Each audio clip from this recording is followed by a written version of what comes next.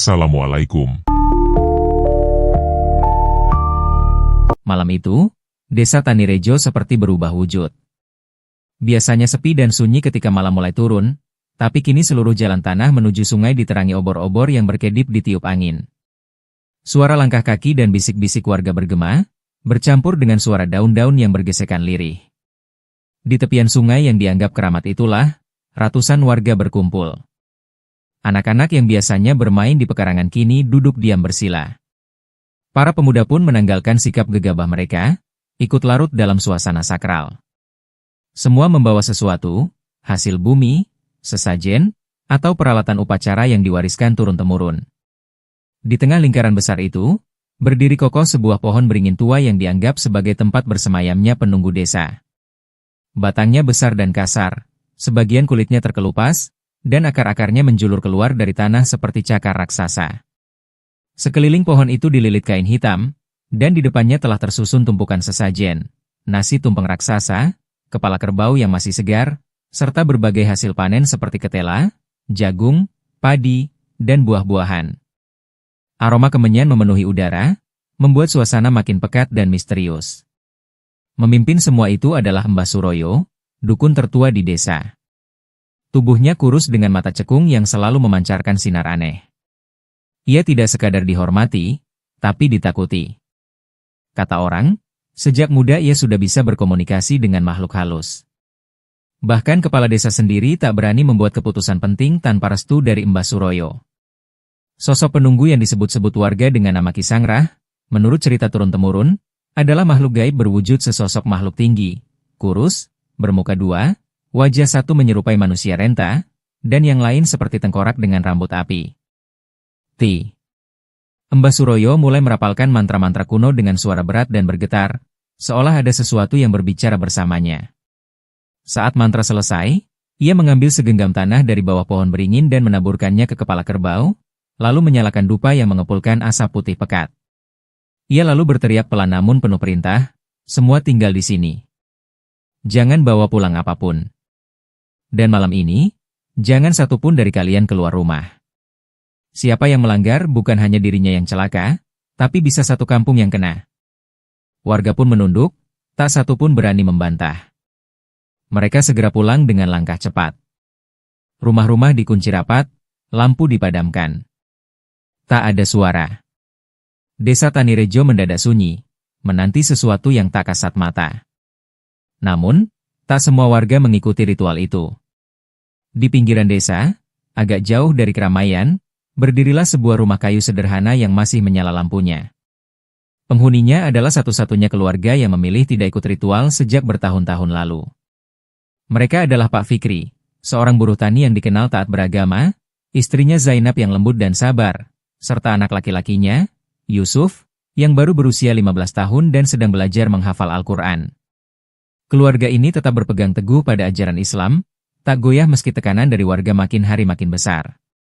Malam itu, ketika seluruh desa sunyi, rumah Pak Fikri justru terdengar pelan-pelan suara lantunan ayat suci dari mulut Yusuf. Pak Fikri duduk di ruang tengah, menggenggam tasbih sambil berzikir, sementara Zainab menyiapkan air hangat untuk berwudu. Mereka menyembah selain Allah, "Mas," bisik Zainab, suaranya lirih namun mantap. Pak Fikri mengangguk. "Iya, dan selama kita masih di jalan yang benar, insya Allah, kita akan dijaga." Yusuf menghentikan hafalannya sejenak. "Ayah, tadi aku mendengar seperti ada yang menggeram dari luar, suara besar sekali," katanya dengan nada takut. Pak Fikri menoleh ke arah jendela, lalu berdiri dan perlahan mematikan lampu. "Itu bukan untuk ditakuti, Nak. Itu suara makhluk yang diberi makan oleh manusia yang lupa pada Tuhannya." Namun malam itu tidak berakhir dengan tenang seperti tahun-tahun sebelumnya. Tepat lewat tengah malam, suara erangan yang biasa terdengar dari arah pohon beringin kali ini terasa lebih dekat. Lebih berat. Lebih liar. Seolah bukan hanya menerima persembahan, tapi mencari sesuatu yang tak ada di tempatnya. Di rumah Pak Fikri, angin mendadak berhembus keras. Jendela bergetar, dan pintu belakang mengeluarkan suara derit pelan. Yusuf memeluk ibunya. Di luar, terdengar langkah kaki berat, seperti sesuatu yang sangat besar berjalan melintasi tanah. Pak Fikri menggenggam mushaf Al-Quran, membuka lembarannya, lalu mulai melantunkan surah Al-Baqarah dengan suara tegas. Saat ayat ke-255, ayat kursi, dibaca, angin tiba-tiba berhenti. Keheningan kembali menyelimuti. Tapi keluarga itu tahu, ini belum selesai. Keesokan paginya, saat embun masih menggantung di ujung dedaunan dan kabut tipis menyelimuti hamparan sawah, warga desa Tanirejo mulai membuka pintu rumah mereka perlahan. Suasana desa masih terasa sunyi, seolah masih menyimpan sisa-sisa gaib dari malam sebelumnya. Erangan yang terdengar semalam bukan suara yang biasa. Lebih berat, lebih panjang, dan menurut sebagian warga, lebih marah. Seumur-umur baru kali ini suara Kisangra seperti itu, gumam Pak Samin saat duduk di beranda, menyeruput kopi pahitnya. Bu Ponirah, tetangga depan rumahnya, ikut menimpali dengan suara pelan, mungkin ada yang kurang dari sesajen kita. Atau, ada yang tidak taat? Bisik-bisik mulai menyebar dengan cepat. Semua mata secara tidak langsung mengarah pada rumah sederhana di pinggiran desa, rumah keluarga Pak Fikri. Sudah bukan rahasia bahwa keluarga itu selalu berbeda. Di desa yang tunduk pada aturan-aturan gaib dan ritual turun-temurun, keluarga Pak Fikri tetap memegang teguh ajaran Islam. Bukan hanya tak mengikuti ritual, mereka juga tak pernah menyalakan kemenyan, tak pernah menaruh sesajen di depan rumah seperti warga lainnya, dan bahkan tidak menyembeli ayam saat malam Selasa Kliwon tiba. Yang lebih membuat warga gerah, mereka tetap sholat, diam-diam, dalam rumah tertutup, padahal di desa Tanirejo, suara adzan sudah dilarang sejak puluhan tahun lalu. Tidak ada musola, tidak ada masjid, dan Mbah Suroyo sendiri sudah membuat aturan. Agama hanya akan mengusik harmoni dengan dunia tak kasat mata. Yusuf, anak Pak Fikri yang baru menginjak usia 15, tumbuh dalam sunyi. Ia tidak pernah tahu bagaimana rasanya mendengar suara adzan berkumandang, tidak tahu seperti apa suasana musola saat malam Ramadan. Namun ayahnya mengajarkannya mengaji sejak kecil. Diam-diam, di ruang tengah rumah, Yusuf membaca ayat suci pelan-pelan, menghafalnya dalam hati. Bukan di musola, bukan dengan teman-teman, melainkan hanya bertiga bersama ayah dan ibunya. Dunia luar menolak mereka, tapi cahaya keimanan di rumah itu tetap hidup, walau dikepung gelap. Namun malam itu berbeda. Setelah ritual selesai dan warga kembali ke rumah masing-masing, suara makhluk itu datang lebih dekat dari biasanya. Dari balik dinding rumah, Yusuf mendengar suara langkah besar di luar, tanah bergetar. Jendela mereka bergoyang, daun pintu belakang mengeluarkan suara seperti digaruk sesuatu. Pak Fikri langsung mematikan lampu, lalu membuka mushaf dari laci dan mulai membaca surah Yasin dengan suara pelan namun mantap. Zainab menggenggam tangan Yusuf erat, merasakan gemetar yang ia tahan. Tiba-tiba, suara berat bergema dari arah luar rumah. Bukan erangan, tapi seperti bisikan. Panjang dan mendengung, tapi tak bisa dimengerti. Angin berhenti. Waktu terasa beku sejenak. Namun ketika Pak Fikri mulai membaca ayat kursi, suara itu menghilang, seolah tertolak oleh sesuatu yang lebih besar. Keesokan harinya, kabar aneh mulai menyebar. Beberapa ayam warga ditemukan mati tanpa sebab, dengan luka sobekan aneh di lehernya. Pohon pisang milik Pak RT mendadak layu seperti terbakar. Dan seekor kambing milik keluarga Rojali ditemukan kaku dengan mata terbuka lebar, seperti melihat sesuatu yang menakutkan sebelum mati. Itu pasti karena ada yang menolak ritual. Kisangrah murka, kata Pak Riono, ketua RT yang juga orang kepercayaan Mbah Suroyo. Kita harus tahu siapa penyebabnya. Sore itu juga, beberapa pemuda berkumpul di balai desa. Wajah mereka tegang, penuh curiga. Nama Pak Fikri mulai disebut-sebut. Sudah saatnya kita datangi rumah itu, kata Rojali dengan nada tinggi. Kita tanya langsung, dan kalau mereka memang melawan adat desa ini, jangan salahkan kalau Kisangrah benar-benar ambil nyawa. Langit mulai gelap. Di ujung desa, keluarga kecil itu belum tahu bahwa malam nanti, mereka tak hanya akan menghadapi makhluk tak kasat mata, tapi juga manusia yang dibutakan oleh rasa takut dan kebencian. Langit mulai temaram, matahari tenggelam perlahan di balik bukit barat desa, meninggalkan warna jingga darah yang menyelimuti langit Tanirejo. Angin sore bertiup kencang, membawa debu dan daun-daun kering yang berputar-putar di jalanan kampung. Di depan balai desa, sekelompok warga telah berkumpul, wajah-wajah mereka tegang, sebagian tampak ketakutan, namun dibalut semangat yang dipicu oleh rasa curiga dan tekanan adat yang mereka junjung. Di antara kerumunan itu, berdiri tegak seorang pria tua bersorban hitam dan mengenakan kain jarik lusuh. Sorot matanya tajam, keriput wajahnya seperti ukiran penuh rahasia zaman kuno. Ia adalah Mbah Suroyo, dukun paling disegani di desa itu, orang yang dipercaya mampu berbicara dengan makhluk halus dan penunggu desa. Aku yang akan bicara langsung, katanya pelan tapi tegas. Mereka perlu diingatkan, sebelum terlambat. Dengan langkah pelan namun pasti, rombongan warga bergerak menuju rumah Pak Fikri. Beberapa membawa obor, dan di antara mereka terdengar bisik-bisik ketakutan. Takut pada makhluk halus, tapi lebih takut lagi jika Mbah Suroyo menganggap mereka lemah karena membiarkan pembangkang hidup di tengah-tengah mereka. Rumah Pak Fikri berada di ujung desa, sedikit tersembunyi di balik pohon bambu. Saat rombongan itu tiba, suasana seketika menjadi sunyi.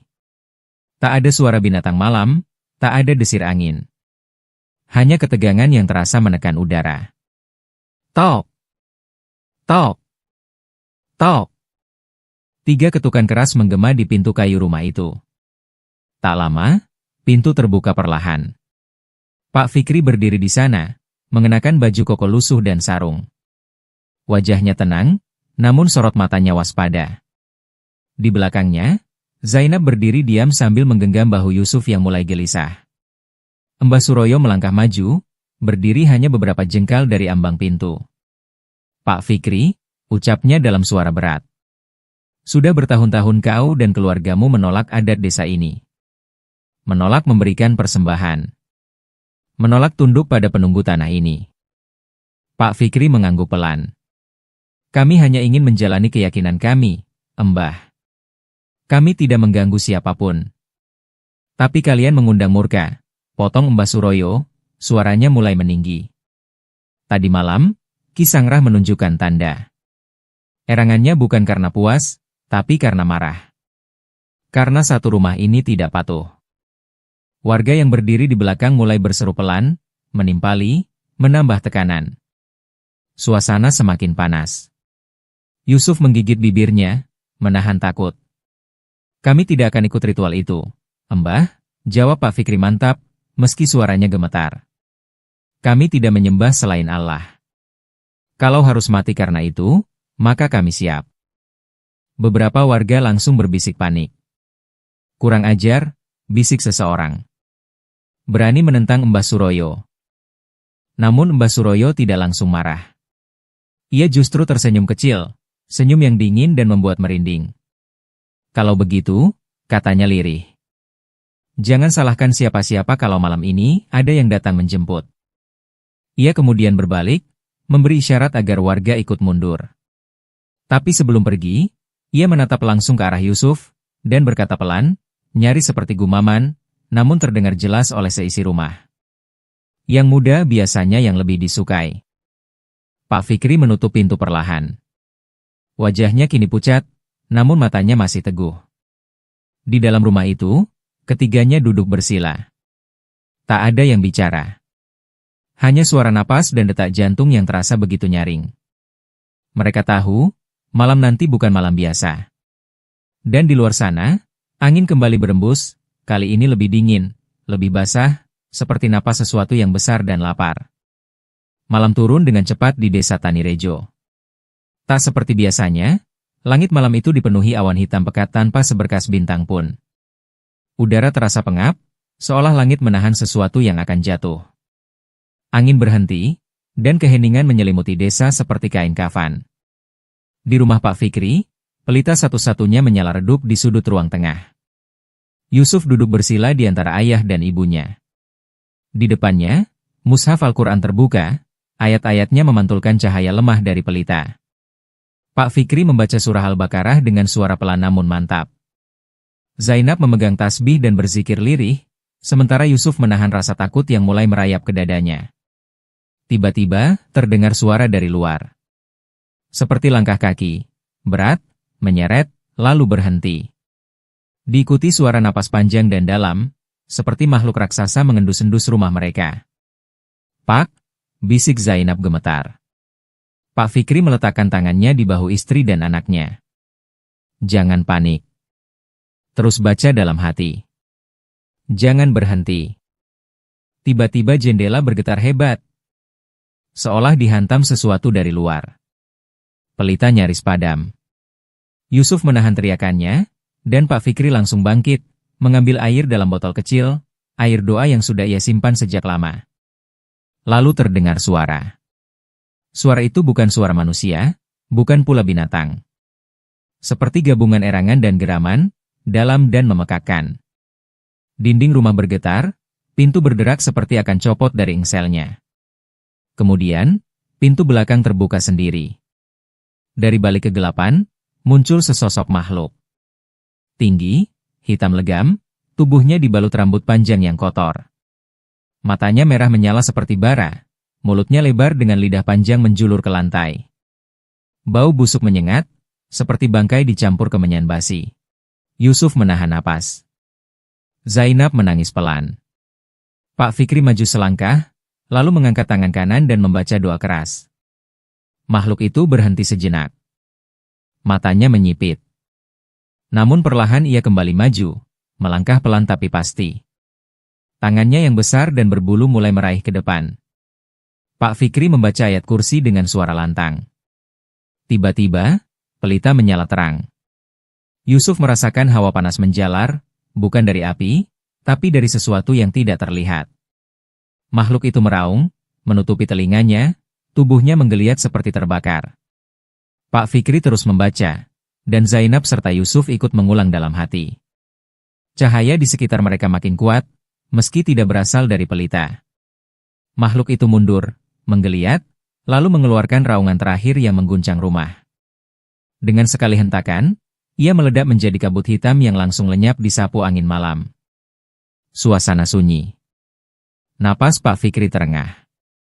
Yusuf menangis pelan, dipeluk oleh ibunya.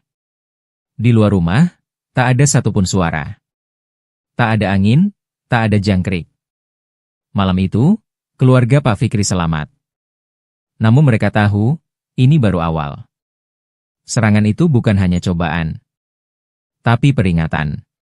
Dan di tempat lain, di dalam gubuk belakang rumahnya, Mbah Suroyo membuka matanya perlahan. Ia menatap lekat-lekat ke nyala api yang menari di mangkuk tanah liat. Keluarga itu berani melawan. Tapi besok malam, mereka akan tahu siapa yang berkuasa di Tanirejo. Besok malamnya, angin berhenti bertiup di desa Tanirejo. Awan menutup langit begitu pekat hingga tak satu bintang pun tampak. Sunyi mencekam menyelimuti desa. Tak ada suara jangkrik, tak ada kokok ayam, seolah seluruh alam menahan napas menanti sesuatu yang mengerikan. Di bawah pohon beringin, Mbah Suroyo duduk bersila, dikelilingi lingkaran api kecil dari jerami yang dibakar dengan minyak tanah. Tubuhnya menggigil, bukan karena takut, tapi karena energi yang dikumpulkannya terlalu besar untuk tubuh tuanya. Di hadapannya, kendi tanah liat berisi darah kerbau dan belatung busuk mulai berasap. Mbah Suroyo mulai membaca mantra. Tanah bergetar pelan. Dari dalam asap hitam yang keluar dari kendi, sesosok bayangan mulai membentuk, tinggi, kurus, matanya merah menyala, dan mulutnya lebar seperti pari terbuka. Suara berat dan dalam terdengar dari tubuh makhluk itu. Aku lapar. Aku haus. Aku ingin daging manusia yang melawan. Mbah Suroyo menunjuk ke arah rumah Pak Fikri. Ke sana. Hancurkan keimanannya. Bawa ruhnya padaku. Tapi jangan dulu anak dan istrinya, biar mereka menyaksikan. Di rumah kecil itu, Yusuf masih terjaga, duduk di samping ayahnya yang demamnya makin tinggi. Zainab di dapur sedang menyiapkan air hangat ketika tiba-tiba angin menerobos masuk tanpa suara. Lilin di ruang tengah mati. Tirai berkibar pelan. Lalu terdengar suara langkah kaki, tapi bukan di tanah. Suaranya seperti tulang patah yang menyeret. Yusuf berdiri cepat, mengambil sapu lidi. Tapi saat ia melihat ke depan pintu, sosok itu sudah ada di sana. Bayangan tinggi dengan mata merah. Mulutnya terbuka dan lidahnya menjulur hingga ke lantai. Nafasnya bau busuk tanah kuburan. Yusuf gemetar. Zainab berteriak memanggilnya dari belakang. Tapi makhluk itu melompat ke arah Pak Fikri. Yusuf berusaha menghalangi, namun tubuhnya terhempas ke dinding. Makhluk itu merangkak di atas Pak Fikri, menghisap energi dari tubuhnya. Pak Fikri menggigil hebat. Matanya terbuka menahan sakit. Tapi sebelum nyawanya benar-benar tercabut, ia berteriak.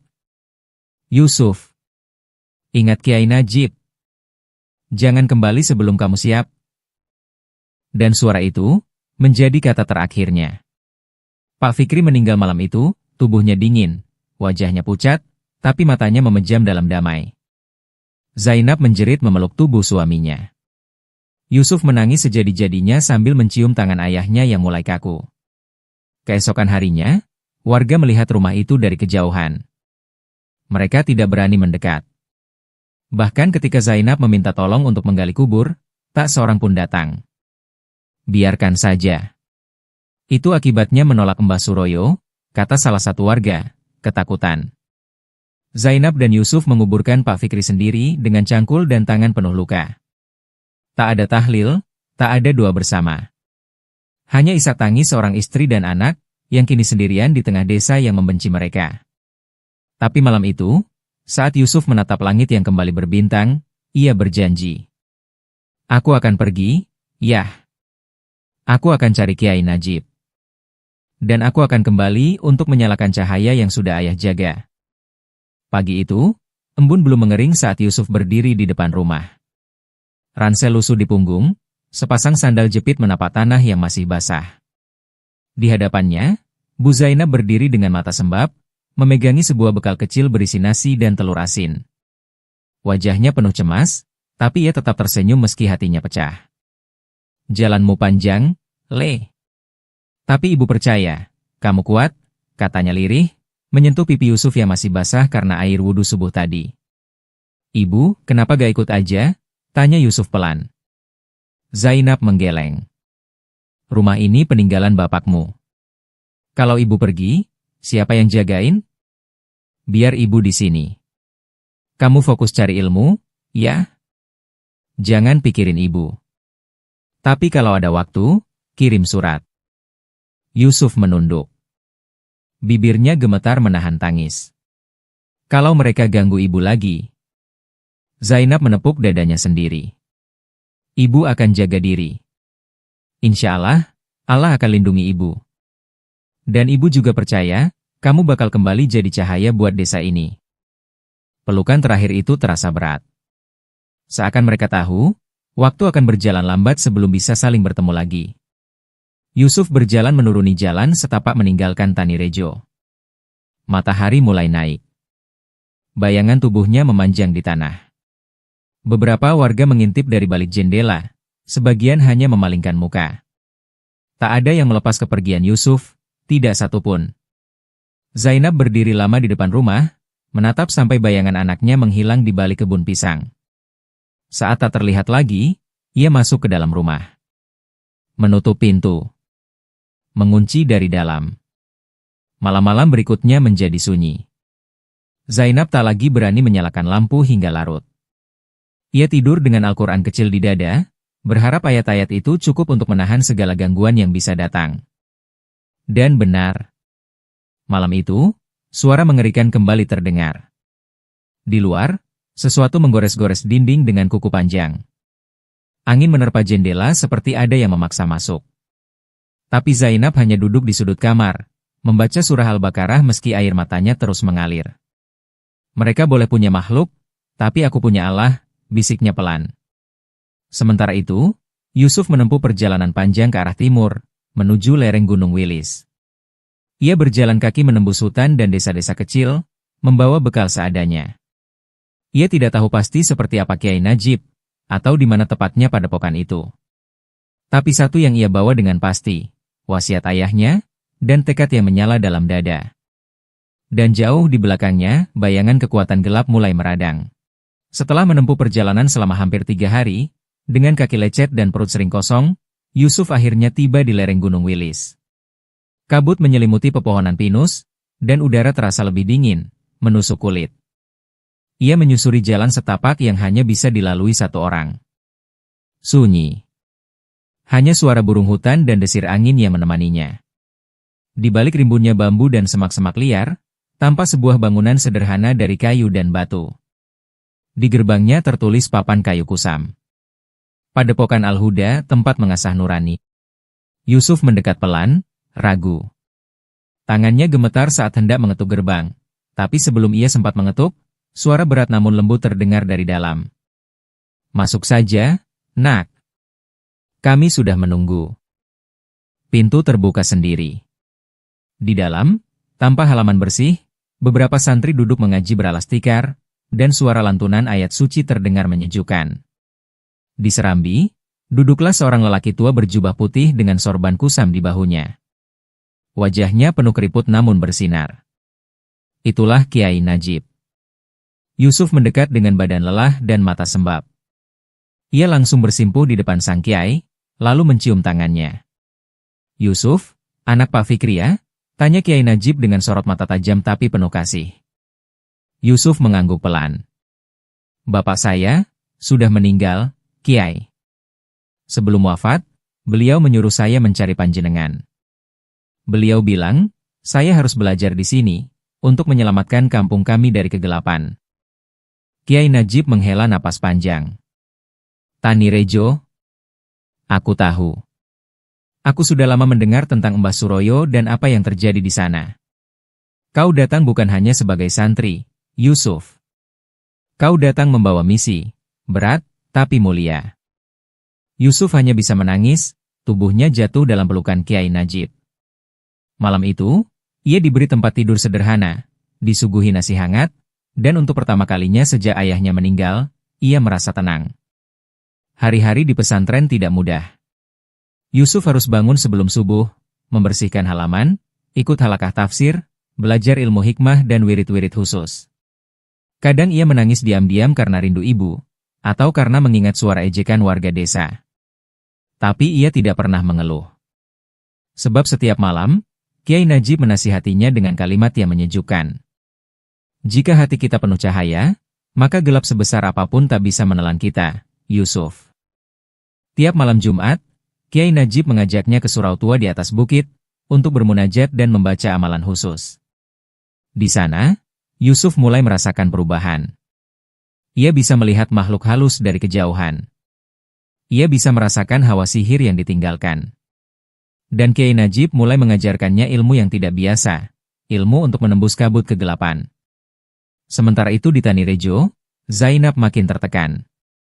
Warga semakin menghindar. Anak-anak melempari rumahnya dengan batu tiap malam. Ia hanya bisa menangis di dalam. Tapi ia bertahan, dengan satu harapan, Yusuf akan kembali. Dan Yusuf akan membawa cahaya. Dan malam itu, dari jendela, ia melihat sosok hitam tinggi seperti bayangan muncul di depan rumah, menatapnya lama, lalu menghilang ke arah beringin tua. Mbah Suroyo sedang bersiap. Ia tahu. Yusuf belum mati. Dan itu membuatnya gelisah. Sudah hampir 2 bulan Yusuf tinggal di Padepokan Al-Huda. Hari-harinya terisi dengan ibadah, belajar, dan tirakat. Tapi Yusuf bukanlah santri biasa. Setiap langkahnya diiringi bisikan doa sang ayah yang telah tiada, dan wajah ibunya yang selalu datang dalam mimpi, sendirian, dalam rumah yang perlahan dikepung bayangan hitam. Setiap subuh, Yusuf bangun lebih awal dari santri lainnya. Ia menyapu halaman batu, membasuh mukanya dengan air dari sumur yang dinginnya menusuk tulang, lalu duduk di serambi surau menghafal ayat-ayat yang ditugaskan Kiai Najib. Tapi mulai minggu ke-8, sesuatu berubah. Malam itu, Kiai Najib memanggil Yusuf ke langgar kecil di balik pesantren. Hanya ada lentera kecil, aroma kemenyan, dan mushaf tua di atas tikar pandan. Kiai Najib duduk bersila dengan sorot mata serius. Di hadapannya, Yusuf menunduk hormat. "Yusuf, mulai malam ini kau akan belajar ilmu yang tak diajarkan pada santri lain." Yusuf mengangkat kepalanya pelan. "Kenapa saya, Kiai?" "Karena jalanmu berbeda. Kau akan jadi perantara Allah untuk menuntun desamu keluar dari gelap. Tapi sebelum itu, kau harus sanggup menanggung terangnya cahaya." Kiai Najib menyerahkan sebaik tulisan Arab yang dibingkai rapih, lalu berkata, "Ini ayat-ayat tameng. Tapi bukan bacaan sembarangan. Kau harus puasa mutih 3 hari, lalu bangun tiap malam sepertiga akhir, dan membaca ini 1000 kali selama 7 hari. Dan dimulailah tirakat Yusuf. Hari-hari berikutnya tubuhnya melemah, hanya makan nasi putih dan air. Tapi matanya makin tajam. Saat santri lain tertidur, Yusuf duduk dalam gelap surau, membaca ayat itu dalam hati yang penuh waspada. Kadang ia mendengar bisikan. Kadang bayangan lewat di sudut mata. Tapi ia tak gentar. Pada malam keempat, tubuhnya tiba-tiba menggigil hebat. Lentera padam, dan hawa dingin memenuhi ruangan. Dari jendela surau, Yusuf melihat sosok hitam tinggi berdiri jauh di luar pagar pondok. Wajahnya kabur, tapi matanya menyala merah. Yusuf menutup mushaf dan mengucap doa dengan lantang-lantang. Seketika makhluk itu melengking, lalu menghilang di antara pepohonan. Esok paginya, Ki Najib hanya tersenyum tipis. Mereka mulai tahu kau bukan anak biasa, Yusuf. Di malam ketujuh tirakat, Yusuf kembali dipanggil ke surau. Kali ini Kiai Najib memberinya minyak cendana dalam botol kecil, dan segumpal tanah dari dekat pohon beringin tua. Minyak ini akan menajamkan mata batinmu. Tanah ini berasal dari desamu, aku mengambilnya bertahun-tahun lalu sebelum pergi dari Tanirejo. Malam ini, kita akan membuka penglihatanmu. Kiai Najib mengajak Yusuf duduk menghadap kiblat, lalu membacakan ayat-ayat tertentu yang panjang dan dalam. Yusuf disuruh menutup mata dan mengoles minyak ke kelopak matanya. Setelah itu, Kiai Najib menekan ubun-ubunnya dan berkata pelan, dengan izin Allah, lihatlah apa yang tak terlihat. Gelap. Hening. Lalu tiba-tiba, seperti tirai tersibak, Yusuf melihat gambaran samar. Ibunya duduk sendiri di ruang tamu, wajahnya pucat dan resah. Di luar rumah, banyak makhluk hitam berkeliaran, ada yang melayang di udara, ada yang merayap di dinding, bahkan ada yang menjilati tanah halaman. Yusuf menangis, menggenggam lututnya. Ibu. Tapi Kiai Najib menepuk pundaknya. Tenang. Kau belum cukup kuat untuk melawan mereka sekarang. Tapi sudah cukup untuk memahami, ibumu masih bertahan. Dan mereka, makhluk-makhluk itu, masih menunggu celah. Sejak malam itu, Yusuf tak lagi sama. Langkahnya mantap. Suaranya berat dan penuh wibawa saat membaca doa. Ia bisa merasakan hawa sihir yang datang dari jauh. Dan Kiai Najib mulai mengajarinya ilmu pagar gaib, doa pelindung rumah, dan wirid khusus untuk meredam serangan jin. Tapi Yusuf tahu, semua ini hanyalah permulaan. Sebab ada hari di mana ia harus pulang. Hari di mana ia harus berdiri sendiri, menghadapi Mbah Suroyo dan seluruh kekuatan gelap yang menguasai Tanirejo. Dan malam itu, saat Yusuf menatap langit dari atas surau, ia berbisik lirih. Tunggu aku, Bu. Tunggu aku, Tanirejo. Aku akan kembali. Dengan cahaya. Setelah malam pembukaan mata batin itu, Yusuf seperti melewati gerbang tak kasat mata menuju dunia yang berbeda. Ia masih santri di Padepokan Al-Huda, masih menyapu halaman, masih duduk di serambi saat subuh, namun ada sesuatu yang berubah dari dalam dirinya. Setiap gerak, setiap helaan napas, bahkan setiap bacaan ayat suci yang keluar dari bibirnya terasa lebih berat, lebih bermakna, dan lebih tajam. Kiai Najib kini memberi Yusuf pelajaran khusus setiap malam Jumat dan malam Senin. Tak di surau utama, melainkan di sebuah ruangan kecil di belakang pondok, dindingnya penuh rak-rak kayu berisi kitab-kitab kuning, kain putih bergulung, botol-botol kecil berisi minyak wangi, dan beberapa batu hitam mengkilat yang disimpan dalam kotak beludru. Malam ini kau akan mulai mempelajari hizib, ujar Kiai Najib pada suatu malam, sambil menyerahkan kitab lusuh dengan tulisan tangan Arab Pegon yang sudah menguning di ujung-ujungnya. Hizib apa ini, Kiai? Hizib Nasyor. Tapi jangan hanya dibaca seperti jampi. Hizib ini akan berguna hanya bila kau menghidupkan niatmu dan meletakkannya dalam keikhlasan. Yusuf mengangguk. Selama 2 minggu, ia membaca hizib itu tiap malam selepas Isya hingga tengah malam.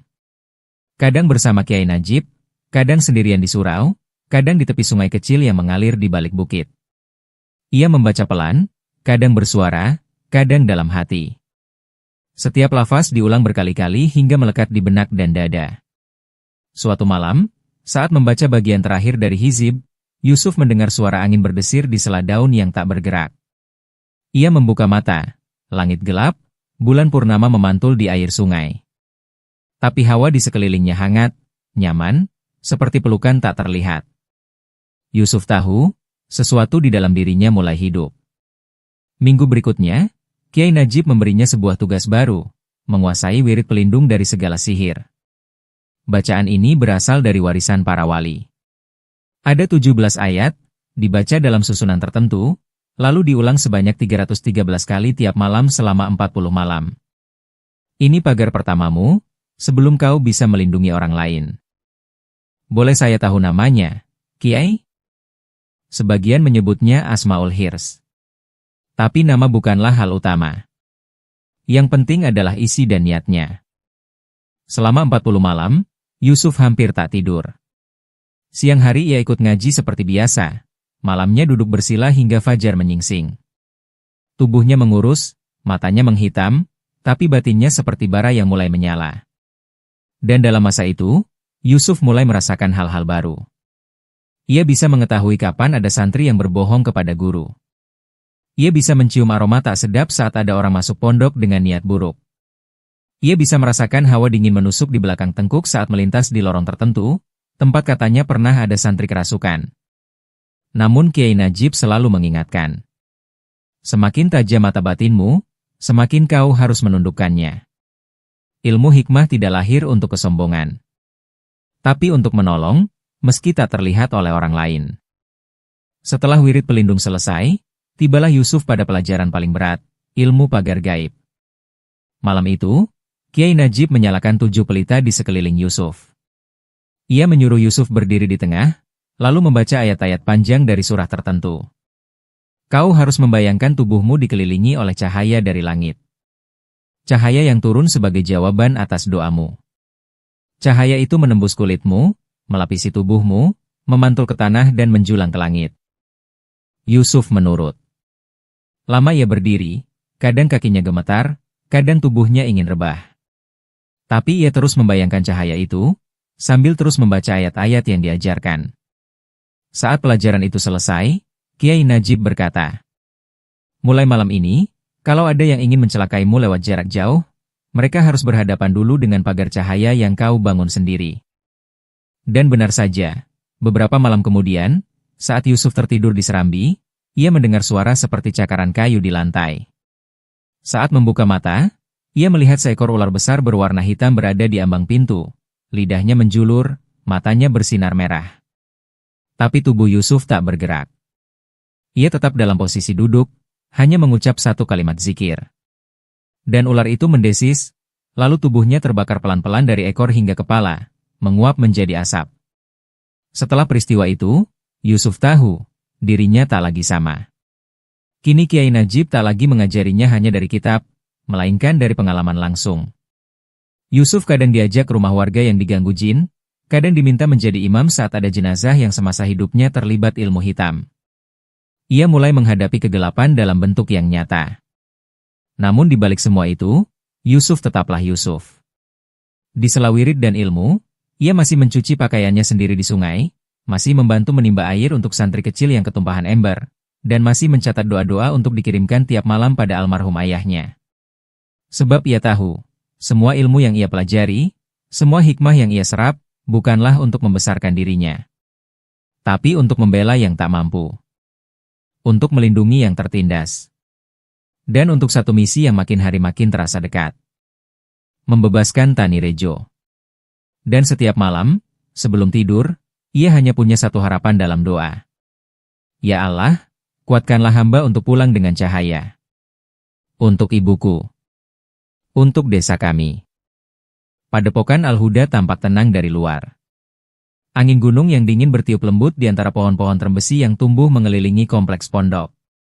Dari kejauhan, terdengar suara santri mengaji selepas maghrib, berbaur dengan denting lonceng sapi dari ladang sekitar. Tapi ketenangan itu mulai retak sejak Yusuf memasuki bulan ketiga di pesantren. Malam itu, Yusuf tertidur agak larut.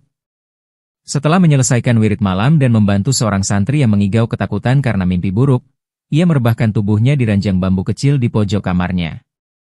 Sekitar pukul 2 dini hari, Yusuf terbangun, keringat membanjiri tubuhnya. Dadanya sesak, napasnya tersengal, dan matanya terbuka lebar seperti baru tenggelam dalam sesuatu yang dalam dan gelap. Ia baru saja bermimpi aneh. Dalam mimpi itu, Yusuf berdiri di tengah jalan berbatu yang asing. Sekelilingnya gelap, hanya diterangi cahaya bulan yang redup. Di depannya, ada pohon beringin besar, dan di bawah pohon itu, duduk seorang lelaki tua berjubah kelam. Matanya kosong, wajahnya pucat seperti tak pernah melihat matahari. Di sekeliling lelaki tua itu, berjajar makhluk-makhluk tinggi berambut panjang, tubuhnya hitam, dan matanya berpendar hijau. Mereka tidak bergerak, hanya menatap Yusuf, seolah menunggu perintah. Lelaki tua itu berbicara, namun suaranya tak terdengar. Hanya gerakan bibir. Tapi Yusuf tahu, itu bukan sembarang orang. Mbah Suroyo. Seketika itu juga, salah satu makhluk melompat ke arah Yusuf dalam mimpi. Giginya besar, kukunya seperti cakar baja. Yusuf sempat membaca potongan ayat, tapi tubuhnya terasa lumpuh. Makhluk itu menerjang, dan Yusuf jatuh ke dalam kegelapan. Sejak malam itu, mimpi-mimpi buruk datang silih berganti.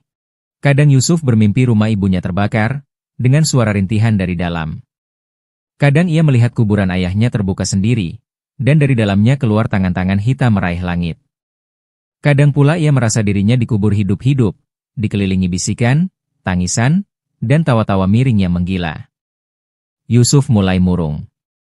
Wajahnya tampak lelah, kantung matanya menghitam, dan konsentrasinya menurun. Namun semua itu ia tahan. Ia tidak ingin Kiai Najib tahu bahwa batinnya mulai retak. Tapi Kiai Najib bukan orang biasa. Suatu malam, setelah Yusuf selesai sholat tahajud, Kiai Najib tiba-tiba masuk ke kamarnya sambil membawa segelas air putih dan sepotong roti gandum. "Minumlah. Lalu duduklah di dekatku." Yusuf menurut. Ia duduk di atas tikar, berhadapan dengan Kiai Najib yang menatapnya lama, tajam, seolah hendak membaca pikirannya. "Ada yang mengintaimu dari jauh. Aku bisa merasakannya." Lelaki itu, orang yang sama yang mengirim hawa hitam ke Tani Rejo. Yusuf terdiam, kemudian mengangguk pelan. Matanya mulai berkaca-kaca. "Mbah Suroyo, Kiai." Dia mendatangiku dalam mimpi.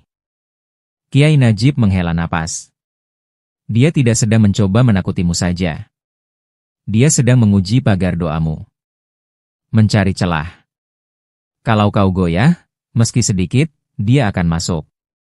Kiai Najib lalu memberikan sebuah kantong kecil berisi daun bidara, bunga kenanga kering, dan kertas bertuliskan ayat. "Bungkus ini harus kau bawa terus, siang malam. Lalu mulai malam ini, aku akan ajarkan padamu doa pembalik niat jahat. Doa ini digunakan para wali dulu saat musuh menyerang dari kejauhan." 3 malam berikutnya, Yusuf menjalani tirakat kembali. Ia tidak tidur, hanya duduk bersila di surau, membacakan doa pembalik niat sambil mengurung dirinya dalam lingkaran 7 batu hitam yang ditanamkan Kiai Najib. Pada malam ketiga, gangguan itu memuncak. Sekitar pukul 3 dini hari, angin mendadak berhenti. Udara menjadi panas, tak wajar di lereng gunung. Dari balik tirai jendela, Yusuf melihat puluhan burung gagak bertengger diam di pagar pesantren. Mata mereka menatap tajam ke arah kamar Yusuf. Dan saat itu pula, makhluk dari mimpinya muncul lagi. Kali ini nyata. Bayangan hitam itu menyelinap dari balik dinding, merayap di lantai seperti kabut, lalu berubah wujud menjadi sosok besar berkulit abu, dengan wajah menyeringai dan taring panjang. "Yusuf," makhluk itu berbisik, suaranya seperti daun kering yang diseret angin. "Pulang, atau ibu muda mati." Yusuf berdiri. Ia tidak lari, tidak gentar. Di tangan kanannya, ia genggam tasbih kayu dari Kiai Najib, dan dari bibirnya keluar bacaan doa pelan, namun mantap. Seketika ruangan berguncang. Makhluk itu mengerang keras, tubuhnya bergetar, lalu meledak menjadi debu hitam yang menghilang lewat celah genting. Burung-burung di luar beterbangan kacau, langit kembali hening. Yusuf bersujud, napasnya berat, tubuhnya dingin, tapi batinnya lega. Ia tahu, ini baru awal perangnya. Sejak malam serangan itu, Yusuf mulai dikenal diam-diam oleh para santri sebagai santri cahaya. Tak ada yang berani menyebutnya terang-terangan, tapi setiap langkahnya mulai disambut lirikan segan. Bahkan beberapa santri yang dulunya suka menggoda Yusuf karena ia pendiam, kini justru mendekat pelan-pelan, ada yang minta dibacakan doa pelindung, ada pula yang sekadar ingin duduk dekat saat zikir malam. Namun ujian tak pernah datang dengan cara yang sama. Suatu malam Jumat, saat semua santri tengah khusyuk membaca surah Yasin bersama, terdengar teriakan dari kamar santri di barisan belakang. Suara itu parau, garang, dan sama sekali bukan suara anak seusia mereka. Suasana mendadak hening. Seorang santri bernama Mufid mendadak mengamuk, wajahnya merah, urat leher menegang, dan matanya membelalak seolah hendak keluar dari rongganya. Ia mencakar tembok, menendang pintu, dan berteriak tak karuan. Suara-suara aneh keluar dari mulutnya, kadang dalam bahasa yang tak dimengerti, kadang seperti suara hewan menggeram. Para santri panik, beberapa berlarian memanggil pengurus, yang lain hanya bisa menangis di sudut ruangan. Yusuf berdiri tanpa bicara. Tangannya gemetar, tapi kakinya melangkah mantap ke kamar Mufid. Di dalam kamar, 3 pengurus sedang mencoba menenangkan Mufid. Tapi tubuh anak itu luar biasa kuat. Satu orang dewasa pun kesulitan menahannya. Kiai Najib belum datang. Dan Yusuf tahu, ini saatnya. Ia masuk pelan, mengambil segelas air putih dari atas meja, lalu duduk bersila di depan Mufid yang masih meraung. Yusuf membuka tas kecilnya, mengeluarkan secari kertas bertuliskan ayat-ayat ruqyah yang sudah ia hafal, dan mulai membaca pelan. Begitu nama Allah disebut, Mufid berteriak keras. Tubuhnya menegang, lalu ia jatuh terduduk. Tapi matanya kini memandang Yusuf dengan tajam, bukan seperti seorang teman, lebih mirip seekor binatang terluka yang hendak menerkam. Aku tahu siapa kau, suara itu keluar dari mulut Mufid, tapi berat dan dalam. Kau anak dari lelaki yang dibunuh. Kau ingin merusak semuanya. Yusuf memejamkan mata, menahan gejolak di dadanya. Tapi ia tetap melanjutkan bacaan. Tiba-tiba tubuh Mufid bergetar hebat. Ia muntah cairan hitam ke lantai, lalu roboh tak sadarkan diri. Hening menyelimuti ruangan. Salah satu pengurus memeluk Yusuf, menangis karena lega. Para santri yang berkumpul di luar perlahan bersuara, memuji Allah, mengagumi keberanian Yusuf yang tak lagi dianggap santri biasa. Malam itu, Yusuf duduk bersama Kiai Najib di belakang surau. Kiai Najib menatapnya lama sebelum berkata, "Sekarang kau tahu, Yusuf. Ilmu itu bukan untuk dipamerkan, tapi akan terus diuji. Yang datang padamu bukan hanya jin, tapi juga kesombongan. Jangan sampai kau mengira dirimu lebih dari yang lain." Yusuf menunduk. "Saya takut, Kiai. Bukan pada jin, tapi pada diri sendiri. Takut menjadi orang yang merasa paling suci." Kiai Najib tersenyum. "Bagus. Ketakutan itu akan menjagamu." Kemudian beliau menepuk pundak Yusuf, lalu berkata, "Besok pagi, aku ingin kau ikut aku ke lereng paling atas. Kita akan berbicara tentang jati diri." Lereng paling atas itu sunyi, jauh dari asrama dan suara santri yang mengaji. Di sana hanya ada batu-batu besar, beberapa pohon pinus kurus, dan suara angin yang melolong seakan membawa bisikan zaman. Kiai Najib dan Yusuf mendaki pelan-pelan usai subuh, ditemani embun pagi dan aroma tanah basah. Mereka duduk di atas batu besar menghadap ke lembah yang masih diselimuti kabut. Dari situ, padepokan Al-Huda tampak kecil, seperti dunia yang mereka tinggalkan sejenak untuk berbicara dari jiwa ke jiwa. "Yusuf," kata Kiai Najib perlahan, "apa kau tahu kenapa kau harus menghadapi semua ini?" Yusuf tak langsung menjawab. Ia menatap ke kejauhan, lalu berkata lirih, "Saya tidak tahu, Kiai. Kadang saya merasa seperti wayang yang hanya dijalankan. Saya rindu ibu. Saya takut pulang. Bagaimana kalau saya gagal? Bagaimana kalau saya hanya akan menyusul ayah?" Hening. Hanya suara burung yang jauh dan desir angin yang menjilat daun-daun pinus. "Apa kau mengira dirimu harus menjadi pahlawan?" tanya Kiai Najib. Yusuf menoleh. "Kau bukan penyelamat, Yusuf. Kau hanya hamba yang mencoba menjalankan amanah. Menang atau kalah, bukan urusanmu. Yang penting, apakah kau berjalan karena cinta atau karena kebencian?" Yusuf menarik napas panjang. Kata-kata itu menancap ke dalam batinnya.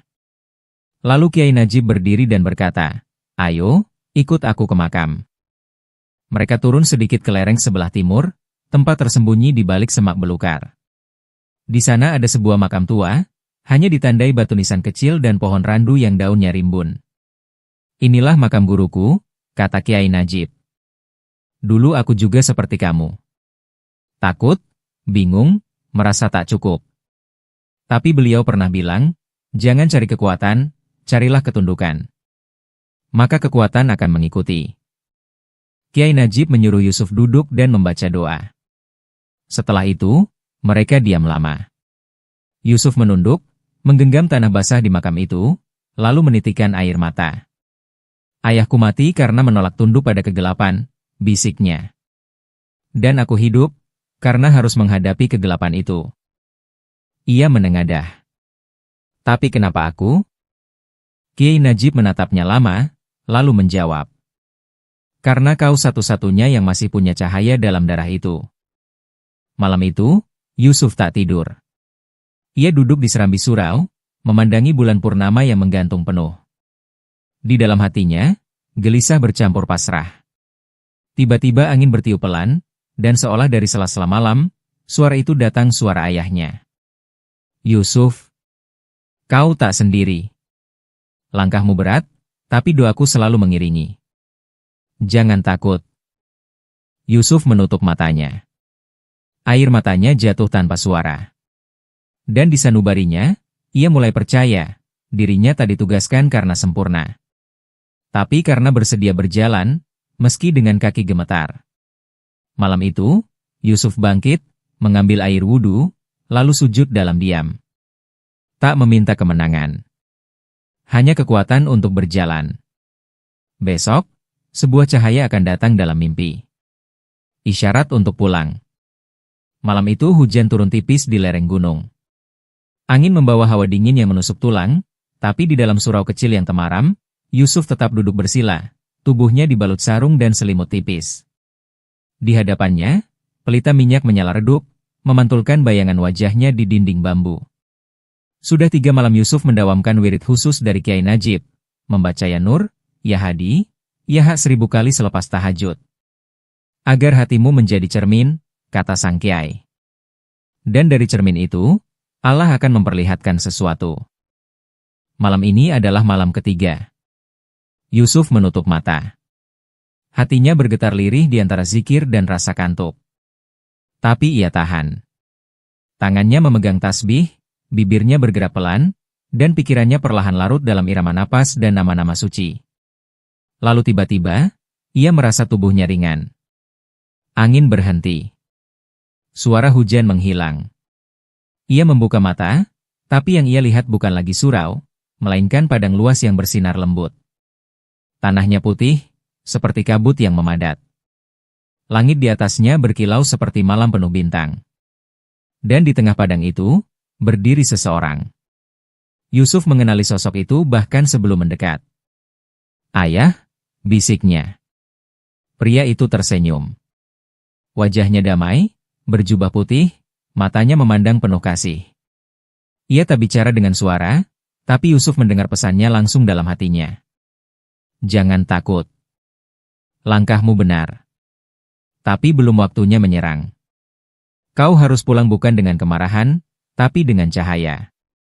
Yusuf mencoba mendekat, ingin menyentuh tangan ayahnya, ingin menangis dalam pelukannya, tapi tubuh itu perlahan mulai menghilang, dibawa oleh sinar dari langit. "Ibumu butuh kamu.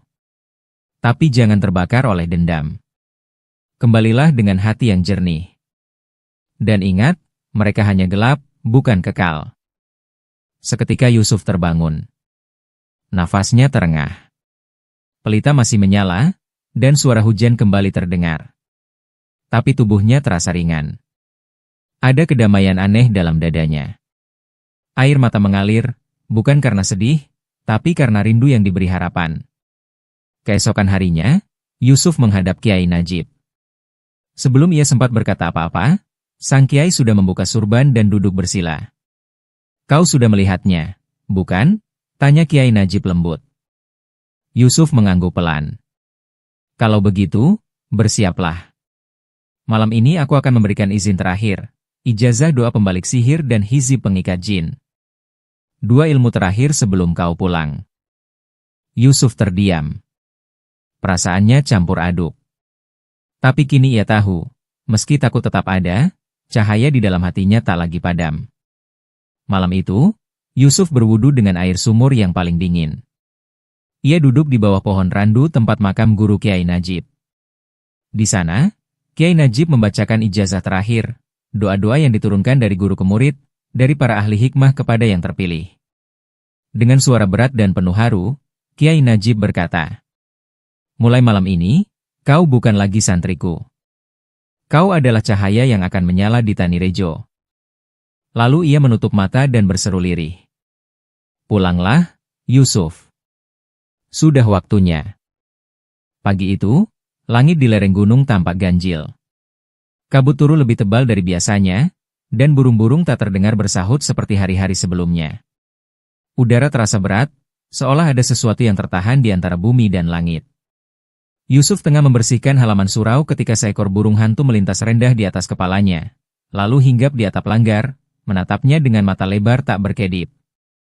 Dalam tradisi pesantren, burung hantu bukan sekadar hewan malam. Ia pembawa isyarat. Dan ketika datang siang hari, apalagi menatap lurus seorang santri, itu pertanda ada bahaya dari tempat jauh. Yusuf menghentikan gerakannya. Hatinya bergetar. Buru-buru ia masuk ke dalam, mengambil air wudhu, dan menggelar sajadah. Ketika bersujud di rakaat terakhir sholat duha, ia merasa bumi seperti terbuka sebentar. Pandangannya terlempar ke tempat yang sangat ia kenal, rumahnya di Tanirejo. Tapi rumah itu kini suram. Atapnya dipenuhi kelelawar hitam. Pohon mangga di samping rumah bergoyang sendiri, padahal angin tak bertiup. Dan ibunya, ibu yang ia cintai, duduk membelakangi pintu, tubuhnya gemetar, mulutnya bergerak seperti membaca doa, sementara di belakangnya, dari sudut gelap ruangan, sesosok makhluk tinggi berambut putih berdiri membungkuk, menjulurkan tangan panjang ke arah punggung ibunya. Yusuf terbangun dari sujudnya dengan jantung berdetak keras. "Ibu." Ia berlari menuju rumah Kiai Najib. Kiai Najib sedang duduk di beranda dengan mushaf terbuka. Saat Yusuf datang dengan wajah pucat dan mata memerah, sang Kiai sudah tahu. "Sudah tiba waktunya," ucapnya pelan. "Kau melihat ibumu, bukan?" Yusuf hanya mengangguk. Kiai Najib menutup mushafnya perlahan. "Tadi malam aku juga diberi isyarat dalam mimpi. Seekor ular putih datang ke dalam kamarku." Ia menunduk, lalu berubah menjadi bayangan perempuan. Tubuhnya membungkus dengan doa, tapi wajahnya dikelilingi asap hitam. Yusuf menggenggam ujung sarungnya erat-erat. "Aku harus pulang, Kiai." Kiai Najib menatapnya dalam-dalam, lalu berdiri dan memeluknya. "Kau tak lagi Yusuf yang dulu. Ilmu dan iman sudah mengisi batinmu. Tapi ingat, yang akan kau hadapi bukan hanya makhluk, tapi manusia-manusia yang telah menjual jiwanya." Ia masuk ke dalam, lalu keluar membawa satu buntalan kain putih dan satu kitab tipis bertuliskan tinta emas. Kain ini berisi daun ruqyah, tanah dari pemakaman wali, dan segenggam pasir dari Madinah. "Simpan di dekat tubuhmu.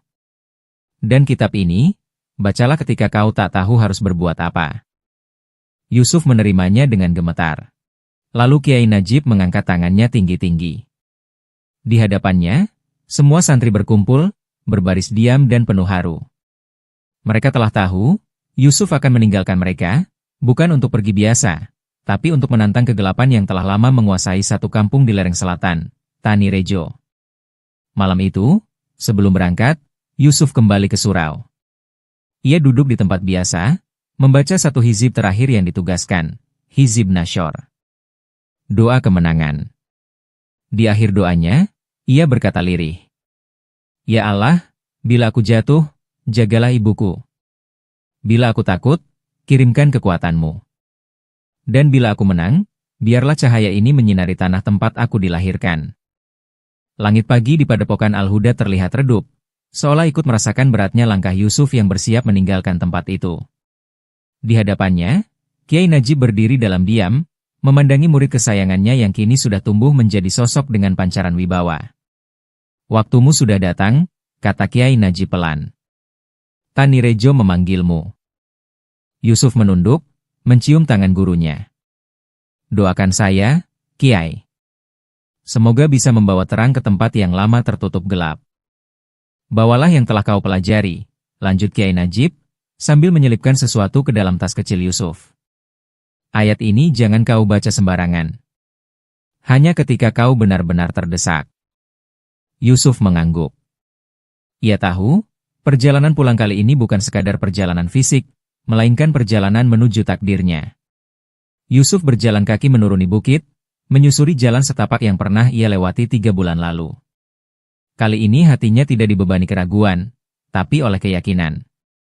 Di sela-sela langkahnya, ia membaca ayat-ayat perlindungan yang diajarkan Kiai Najib. Setiap kali angin berhembus aneh atau daun bergoyang tanpa sebab, Yusuf tahu, ada yang mengawasinya. Di tengah lembah yang sepi, ia berhenti untuk sholat dan tirakat sejenak.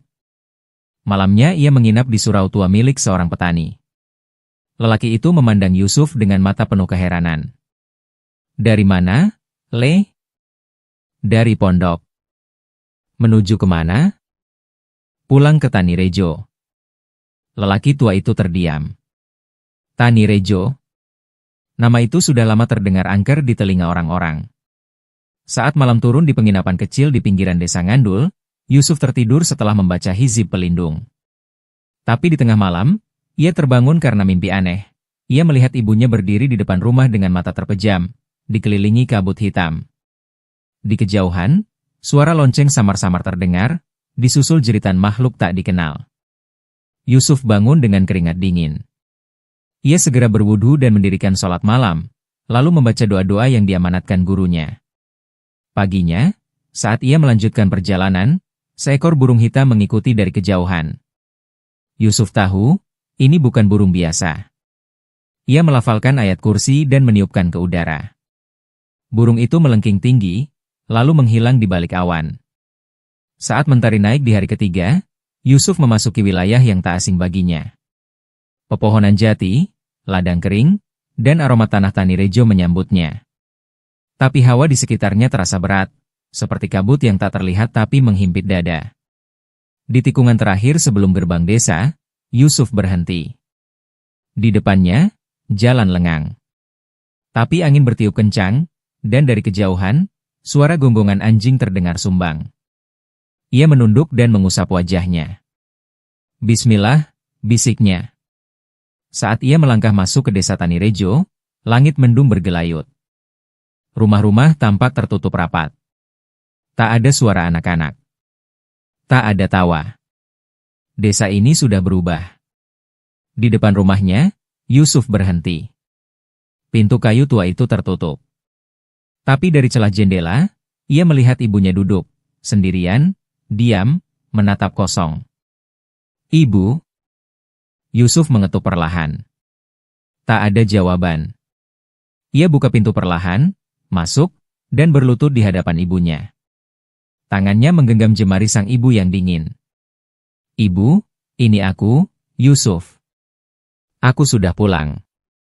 Tiba-tiba, tubuh sang ibu gemetar pelan. Air matanya menetes, dan dari luar rumah seekor burung hitam melintas, lalu jatuh mati di tanah. Tanirejo tahu, Yusuf telah kembali. Malam pertama Yusuf kembali ke Tanirejo bukan malam yang tenang. Hujan rintik turun perlahan. Angin dari arah selatan menderu membawa bau anyir dan tanah basah. Yusuf duduk di ruang tengah rumah, tepat di seberang ibunya yang tertidur lelap di dipan tua. Di luar jendela, suara-suara aneh mulai terdengar. Seperti langkah kaki di atas genting. Seperti bisikan yang saling bersahut dalam bahasa yang tak ia pahami. Ia tahu, rumah ini sedang diawasi. Yusuf menggelar sajadah. Ia duduk bersila, menghadap kiblat, dan mulai melafalkan ayat-ayat perlindungan. Suaranya lirih, tapi mantap. Setiap kalimat terasa seperti bilah pedang, mengiri senyap malam yang menggigilkan. Tiba-tiba lentera di ruang tengah padam, meskipun sumbunya belum habis. Dari celah ventilasi, Yusuf mendengar suara cekikikan kecil, mirip suara anak kecil, tapi nadanya ganjil, seperti dibuat-buat. Ia tetap tenang, melanjutkan bacaannya. Sebuah bayangan melintas di sudut ruangan. Yusuf membuka mata. Di pojok kamar, ada sosok kecil berbulu, matanya merah menyala. Ia merayap di dinding seperti cicak, tapi kepalanya besar seperti kelapa. Makhluk itu menyeringai, menampakkan gigi panjang penuh lendir. Tapi Yusuf tak lari. Ia mengangkat tangan, lalu mengucap keras. Ayat kursi. Suara bacaan bergemuruh. Angin masuk lewat jendela yang entah sejak kapan terbuka. Sosok itu melengking, lalu menguap menjadi asap pekat dan hilang dari pandangan. Yusuf tahu, itu belum apa-apa. Pagi harinya, Yusuf keluar rumah. Desa Tanirejo terasa sunyi. Terlalu sunyi. Beberapa tetangga hanya menatap dari balik gorden, tak berani menyapa. Ada yang cepat-cepat menutup pintu begitu melihatnya lewat. Tak jauh dari rumah, Yusuf melihat seseorang yang dikenalnya, Pak Lurah. Namun ketika ia menyapa, Pak Lurah hanya membalas dengan tatapan kosong. Seharusnya kau tak kembali, Yusuf, katanya datar. Di sini sudah bukan tempatmu. Yusuf menahan diri untuk tidak marah. Ia hanya menjawab pelan, justru karena itulah aku kembali. Malam berikutnya, gangguan semakin menjadi. Pohon belimbing di depan rumah mengering dalam semalam. Air sumur berubah warna. Burung-burung mati di halaman, dengan lidah terjulur dan mata membiru. Ibu Yusuf mulai mengigau. Tubuhnya panas, tapi telapak tangannya dingin. Dalam tidurnya, ia bicara dengan suara yang bukan miliknya. Kadang dalam bahasa Arab yang terbalik. Kadang menyebut nama-nama yang tak pernah Yusuf dengar, seperti Sukerta, Nyai Garit, Den Wulung. Yusuf menyadari, rumah ini sedang dikepung dari segala arah. Oleh jin-jin kiriman. Oleh pengaruh sihir. Oleh sesuatu yang selama ini bersemayam di balik bayang-bayang desa. Maka malam itu, Yusuf menggali seluruh hafalan dan ilmu yang ia pelajari di Padepokan Al-Huda. Ia menuliskan ayat-ayat tertentu di atas kertas, mencelupnya dalam air, dan menyiramkannya ke setiap sudut rumah. Ia menaburkan garam yang dibacakan doa di bawah kolong tempat tidur. Ia menyiram ambang pintu dengan air ruqyah, dan menempelkan hizib di kusen jendela. Sebelum fajar menyingsing, ia duduk kembali di tengah ruang tamu. Ibunya terbaring lebih tenang. Lentera menyala redup. Dan saat Yusuf membaca zikir terakhirnya, terdengar erangan panjang dari kejauhan. Seperti lolongan serigala atau tangis makhluk yang terpaksa mundur. Rumah itu masih berdiri. Tapi Yusuf tahu, malam-malam berikutnya tak akan lebih mudah. Sebab kekuatan kegelapan belum selesai. Mereka hanya sedang menyusun ulang serangan berikutnya. Dan Yusuf berbisik pelan, ayo. Aku siap. Karena rumah ini akan kembali jadi rumah cahaya. Malam itu, langit di atas Tanirejo mendung pekat, seperti terbuat dari kabut yang menggantung. Petir menyambar jauh di barat, meskipun tak ada hujan. Angin tak bergerak, seolah alam menahan napas. Yusuf duduk di dekat pintu rumah, tubuhnya berselimutkan sarung, tangannya memegang tasbih kayu cendana yang diberikan Kiai Najib. Di dalam rumah, ibunya mulai mengigau lagi, tubuhnya menggigil seperti demam tinggi. Ayo Yusuf, ini malamnya, ia berbisik pada dirinya sendiri. Saat jam menunjuk pukul 2 dini hari, terdengar dentingan aneh. Seperti paku dijatuhkan ke atas genteng. Disusul suara mencicit dan gemertak kayu, seolah ada yang merayap di bawah lantai.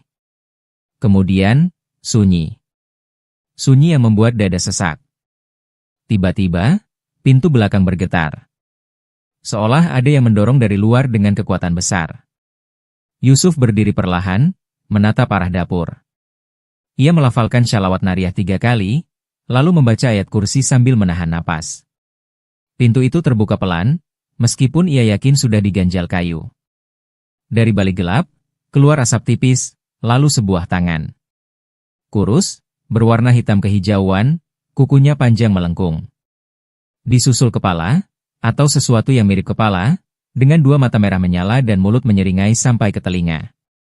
Yusuf langsung mengambil segelas air ruqyah yang sudah ia siapkan dan melemparnya ke makhluk itu. Air itu mendesis seperti disiramkan ke besi panas. Makhluk itu mengaum keras dan mundur beberapa langkah, tapi tak menghilang.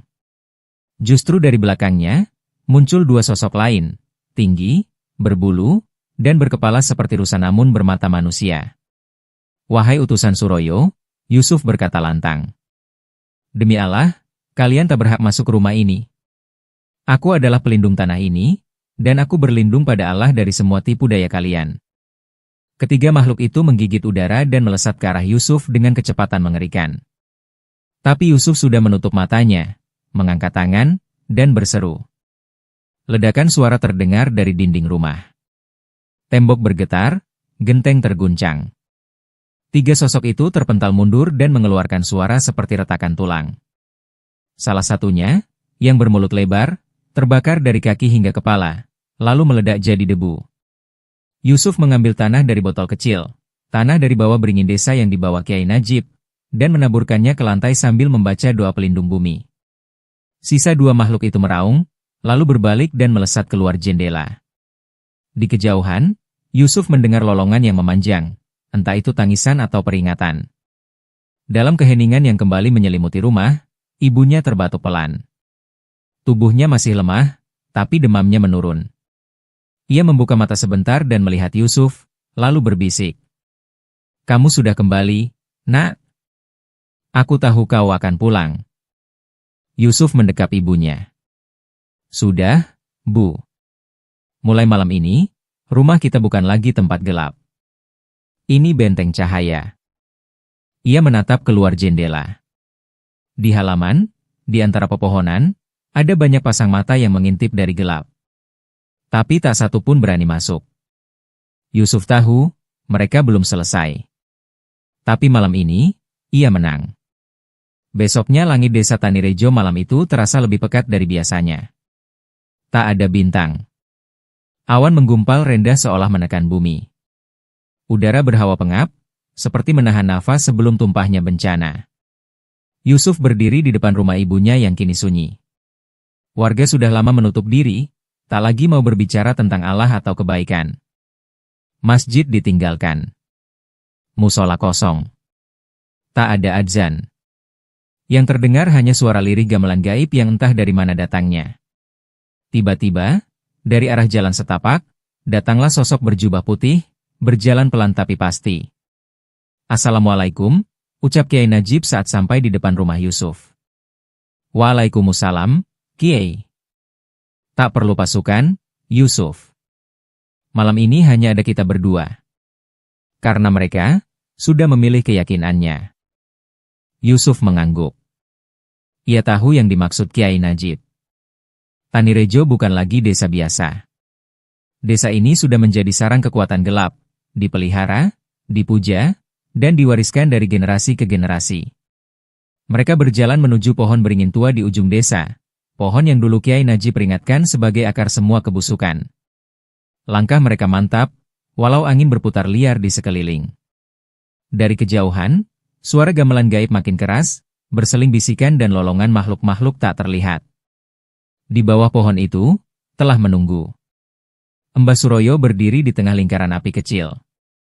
Jubah hitamnya melambai ditiup angin panas.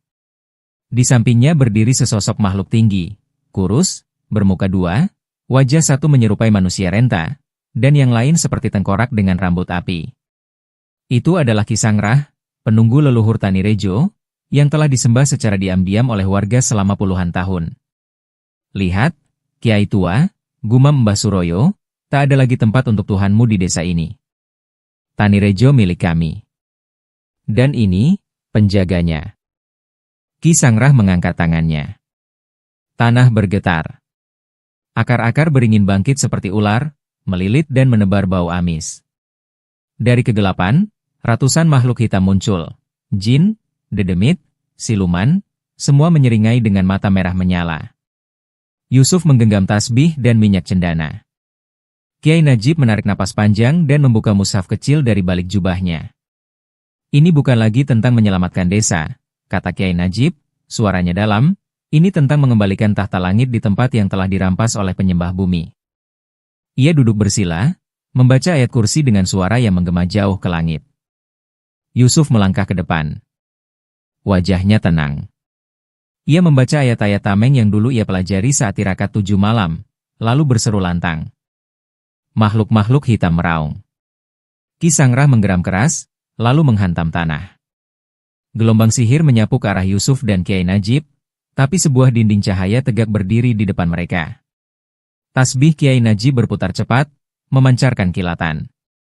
Yusuf, teriak Kiai Najib, tujukan doamu langsung ke akar pohon. Itu pusat kekuatan Ki Sangrah. Yusuf membentangkan tangan ke arah pohon beringin yang mulai bergetar, lalu ia membaca doa dengan suara gemetar namun mantap. Ya Allah, hamba-Mu memohon perlindungan. Hancurkan singgasana syaitan yang ditanam di bumi MU ini. Jangan beri mereka kekuatan atas orang-orang yang telah lelah dalam iman mereka. Ki Sangrah meraung. Wajah tengkoraknya terbakar, sementara akar-akar pohon mulai mengering dan terbakar dari dalam. Mbah Suroyo melompat menyerang, tapi Kiai Najib berdiri dan membacakan hizib kiladah dengan suara yang sangat keras. Cahaya besar menyambar dari langit, membelah pohon beringin dari ujung ke akar. Kilat suci itu menghancurkan semua makhluk kegelapan. Ki Sangrah berteriak terakhir kalinya sebelum tubuhnya meledak menjadi debu api. Mbah Suroyo terpelanting dan menghilang di telan tanah retak. Hening. Pohon beringin roboh perlahan, seperti raksasa yang tumbang. Abu dan debu melayang, lalu menghilang. Yusuf terduduk. Nafasnya tersengal. Kiai Najib menghampirinya, lalu menatap ke arah desa. Di kejauhan, rumah-rumah tampak remang, beberapa orang mulai membuka pintu, tapi wajah mereka kosong, seakan baru bangun dari mimpi buruk yang sangat panjang. Mereka telah melihat cahaya, tapi cahaya itu masih jauh, kata Kiai Najib lirih. Yusuf menatap ke tanah yang hangus. Lalu apa yang harus kita lakukan, Kiai? Kiai Najib tersenyum samar. Kita tanam kembali benihnya. Kita ajarkan mereka lagi. Tapi kali ini, bukan dengan kata-kata. Dengan keteladanan. Dan di tempat pohon beringin itu roboh, Kiai Najib mengambil secuil tanah, lalu menaruhnya di tangan Yusuf. Mulailah dari sini, nak. Dari tanah yang telah dibersihkan. Matahari pertama setelah malam penumpasan itu terasa berbeda. Cahayanya redup, tertutup kabut tipis, seolah desa Tanirejo masih belum siap menerima terang sepenuhnya. Tanah di sekitar pohon beringin hangus dan retak, tapi hawa panasnya perlahan menghilang, diganti keheningan yang hampa. Yusuf berdiri sendiri di tempat itu, tangan kanannya menggenggam secuil tanah yang semalam diberikan Kiai Najib. Wajahnya letih, jubahnya kotor oleh abu dan debu pertempuran, namun sorot matanya tetap menyala, membawa sisa-sisa nyala semangat dari medan ruhani. Tak jauh dari situ, rumah-rumah mulai terbuka. Beberapa warga keluar dengan wajah bingung dan ketakutan. Ibu-ibu menggenggam anaknya erat, seolah baru terbangun dari mimpi yang kelam. Tak ada yang bicara. Hanya tatapan kosong kepada Yusuf yang kini berdiri sebagai sosok yang tak lagi mereka kenal, namun secara samar mereka hormati. Kiai Najib duduk di atas tikar pandan di depan musola yang dulu mereka abaikan. Tangannya memegang mushaf, matanya menatap warga satu persatu. Ia tak menyuruh, tak mengajak, tak menekan. Hanya diam, menunggu. Dan pada pagi itu, satu orang berjalan perlahan mendekat. Pak Rono, lelaki tua penjaga masjid yang dulu ikut dalam kelompok Mbah Suroyo. Matanya sembab. Ia menunduk di depan Kiai Najib dan Yusuf, lalu berkata pelan. Saya tak tahu kenapa bisa sejauh itu. Dulu kami hanya ingin hidup tenang.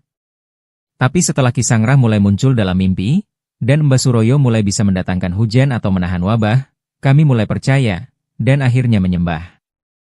Yusuf hanya menjawab dengan senyum lelah. Allah masih menunggumu kembali, Pak. Pak Rono menangis. Tangisnya disusul oleh beberapa warga lain yang perlahan mendekat, satu persatu. Ada yang minta ampun, ada yang hanya diam bersimpuh. Tapi pagi itu, cahaya kecil telah menyusup ke hati mereka yang sebelumnya gelap. Dari situ, Yusuf dan Kiai Najib memulai kembali. Mereka membersihkan musola, membenahi sumur, menyalakan azan walau tak ada yang datang. Yusuf mulai mengajarkan anak-anak kecil membaca huruf hijaiyah di bawah pohon waru. Tak banyak, tapi cukup untuk menanam benih. Setiap malam, Yusuf menyalakan lampu kecil di serambi rumah ibunya. Rumah itu kini jadi tempat belajar, tempat mengaji, tempat mengadu. Dan malam-malam baru mulai datang, bukan dengan jin atau bisikan, tapi dengan suara anak-anak menghafal ayat-ayat pendek. Kiai Najib tak lama tinggal. Beberapa hari kemudian, ia pamit kembali ke tempat asalnya. Tugas di sini sudah selesai. Tapi tugasmu baru dimulai, Yusuf, katanya sambil menepuk pundak santrinya. Ingat, cahaya tak selalu disambut. Tapi tugasnya bukan untuk diterima, tugasnya adalah terus menyala. Yusuf menunduk, mencium tangan gurunya. Saat Kiai Najib pergi menyusuri jalan setapak, sendirian, tanpa kuda, tanpa suara, desa itu kembali sunyi. Tapi bukan sunyi yang kelam. Sunyi yang lapang. Sunyi yang sedang bersiap untuk sembuh. Dan Yusuf tahu, malam-malam panjang belum sepenuhnya usai. Tapi kini, ia tak sendiri. Ia punya tanah yang telah dibersihkan. Ia punya cahaya kecil yang mulai tumbuh. Dan ia tahu, pelan-pelan, Tanirejo akan kembali menjadi desa Allah. 2 tahun telah berlalu. Tanirejo bukan lagi desa yang dulu. Pohon beringin besar yang pernah menjadi sarang kegelapan kini tinggal tunggul yang ditumbuhi rerumputan liar. Di atasnya, Yusuf dan warga menanam pohon sawo kecil, sebagai penanda bahwa segala sesuatu, sehitam apapun masa lalunya, bisa bertunas kembali. Masjid yang dulu kosong kini ramai setiap subuh. Anak-anak datang mengaji sambil membawa papan tulis kecil, dan kaum bapak mulai bergiliran adzan meski suara mereka masih terbata. Para ibu tak lagi menggantungkan nasi pada sesajen atau pembacaan mantera, tapi mulai percaya pada doa dan air wudhu. Yusuf tetap tinggal di rumah lamanya. Ia tidak menjadi kiai besar, tidak pula mendirikan pesantren megah. Tapi setiap malam Jumat, halaman rumah itu penuh. Warga datang duduk bersila, membawa mushaf, dan Yusuf membimbing mereka dalam wirid dan doa. Suatu hari, seorang santri dari luar kota datang membawa bingkisan dari Kiai Najib, sebuah kitab kecil yang ditulis tangan, dan sepucuk surat yang kini tersimpan dalam laci Yusuf. Surat itu berbunyi, Yusuf, muridku, cahaya bukanlah milik orang yang paling berilmu, tapi milik mereka yang mau menanggung nyalanya meski dunia tak menyambut. Kau telah melakukannya. Kau bukan lagi hanya penuntut ilmu. Kau kini pembawa hikmah. Tanirejo tak butuh penceramah hebat. Ia butuh penjaga. Penjaga keheningan, penjaga adzan, penjaga air wudhu. Jadilah penjaga itu, Yusuf. Dan jika kelak tanah ini kembali gelap, maka bangkitlah lagi, karena tugas cahaya adalah tetap menyala, bukan menang. Salam dari kejauhan. Kiai Najib. Yusuf membaca surat itu di atas sajadah, setelah subuh. Wajahnya tenang, matanya sedikit basah. Di luar, suara ayam mulai terdengar, dan cahaya fajar mengusap atap-atap rumah yang dulu berselimut kelam. Ia melipat surat itu pelan, lalu mengambil mushaf dan keluar ke serambi. Di sana, anak-anak kecil sudah duduk menunggunya. Mereka membawa pena, buku, dan semangat baru. Yusuf tersenyum. Ayo, kita mulai hari ini. Dan suara mereka pun bergema, mengalir lembut seperti air jernih di tanah yang dulu kering dan terluka. Cahaya telah kembali. Dan Yusuf tahu, kali ini, Tanirejo akan menjaganya bersama-sama. Tamat. Terima kasih sudah menyimak kisah ini sampai akhir. Jangan lupa like, subscribe, dan aktifkan lonceng notifikasi. Karena kisah berikutnya mungkin lebih mengerikan dari yang kamu bayangkan. Sampai jumpa. Assalamualaikum.